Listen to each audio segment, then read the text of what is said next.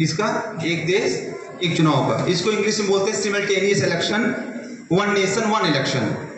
ठीक, इस इलेक्शन को कराने का जो उद्देश्य है भारत में, क्योंकि हमारे देश की बहुत बड़ी पॉपुलेशन है, मोर ओवर 1.5 अरब है, और आप देखते हैं कि हमारे देश में आए दिन चुनाव होते रहते हैं। जैसे अभी आपने देखा कि लोकसभा का चुनाव खत्म हुआ ना अभी, उसके बाद फिर देखिए अगले महीने फिर चुनाव है विधानसभा की दिल्ली में, फिर 2 महीने बाद चुनाव है।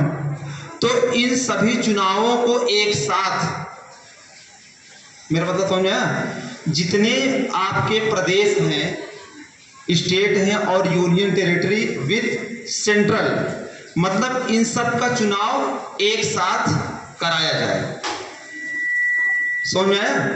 इसका मतलब इस इलेक्शन को एक साथ कराया जाए। इसके फायदे क्या होंगे कि जो हमारे गवर्नमेंट एम्प्लॉय ड्यूटी करते हैं उनको एक ही बार में 5 साल में एक ही बार में अपने कर्तव्यों का निर्वहन करना पड़ेगा, नहीं तो उनको हर साल 2, 3, 4 बार इधर उधर जाना पड़ता है इलेक्शन करवाने, आप लोग जानते हैं।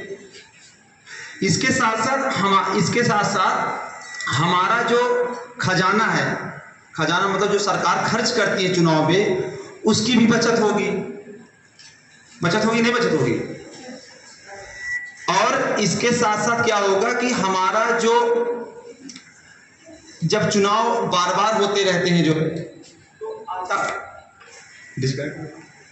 आचार संहिता लागू होती रहती है हर स्टेट में, सेंट्रल का चुनाव है तो देश में। इससे क्या होते हैं कि जो गवर्नमेंट की स्कीम होती है, योजनाएं होती हैं, नीतिगत निर्णय होते हैं, वो प्रभावित हो जाते हैं। होते नहीं होते हैं? आचार संहिता आप लोग जानते हैं कि जब से चुनाव की तारीख जब से डिक्लेयर हो जाती है, जब नई सरकार नहीं बनती है, तो इन 2-2.5 महीनों में कोई नई चीजें लागू नहीं हो सकती है जो है। तो इससे देश की जनता भी प्रभावित होती है, बिल्कुल होती है ना। तो इन सब चीजों को देखते हुए हमारी जो कैबिनेट मिनिस्ट्री है, उसने जो विपक्षी दल है, क्षेत्रीय पार्टियां हैं, विधि आयोग है, चुनाव आयोग है, सबसे कंसल्ट करके ये फैसला किया कि देश में एक देश एक चुनाव कराया जाए, और इस पे 80% लोगों की सहमति बनी है।